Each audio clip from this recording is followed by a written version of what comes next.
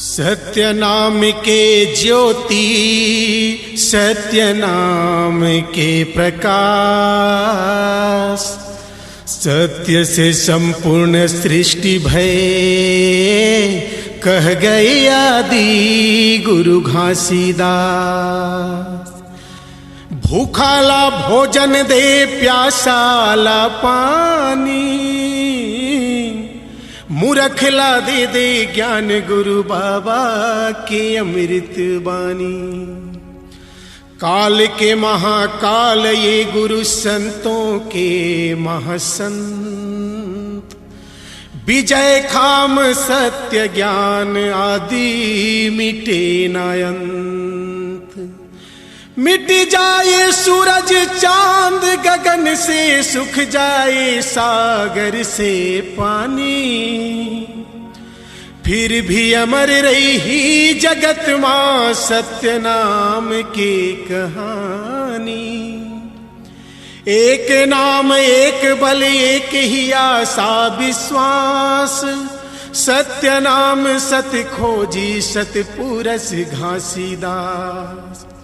साधु संत कत को बने, गुरु बने अनेक, दया धर्म हित प्रीत से सत्य नाम है एक।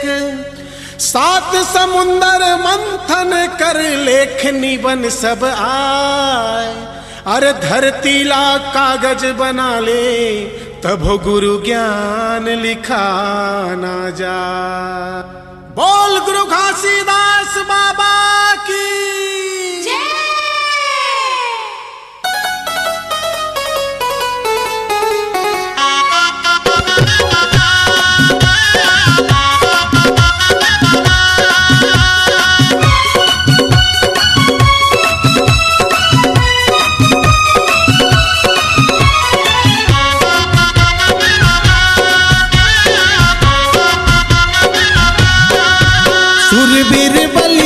राजला मैं बंदत हवा,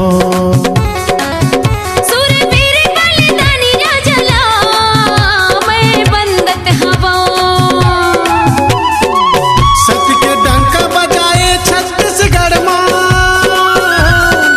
सत्य के डंका बजाए छत्तीसगढ़ मां है, माटी पुत्र तोला सुमिरत हवा।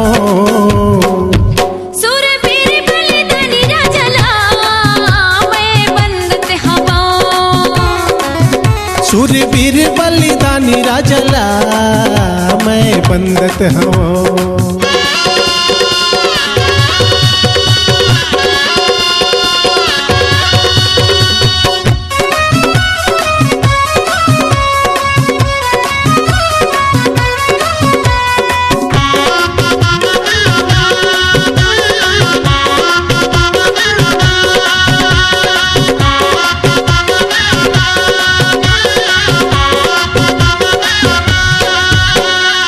सन 1801 में जन्मे हो महायात्म ज्ञानी, सन 1801 में जन्मे हो महात्म ज्ञानी। सतपुरख लाल गुरु घासी के दुलारा, सतधारी स्वाभिमानी। सतपुरख लाल गुरु घासी के दुलारा, सतधारी स्वाभिमानी। सादा जीवन ऊंचा विचार वाले, सादा जीवन ऊंचा विचार वाले, स्वागत है अभिनंदत हवो। सूरवीर बलिदानी राजला मैं बंदत हवो, सूरवीर बलिदानी राजला मैं बंदत हवो।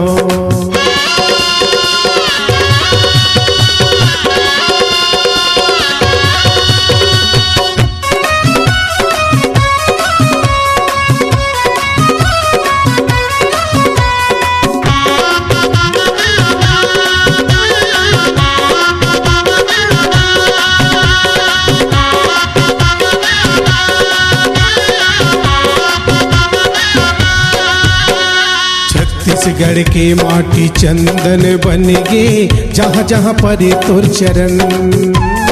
छत्तीसगढ़ के माटी चंदन बन गे,